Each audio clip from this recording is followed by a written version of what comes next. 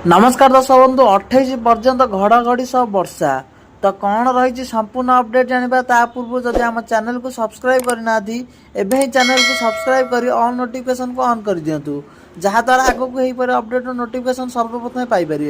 आसंता 28 तारिख पर्यंत बिजुली घड़घड़ी सह प्रबल वर्षा संभावना। उत्तर पूर्व बंगोपसागर आखपाख अंचल लघुचाप क्षेत्र सृष्टि घंटा प्रति 40 रु 50 किलोमीटर बेगरे पवन बहिबा संभावना। 26 तारिख पर्यंत समुद्र मध्य को न जावाक मत्स्यजीवी को परामर्श।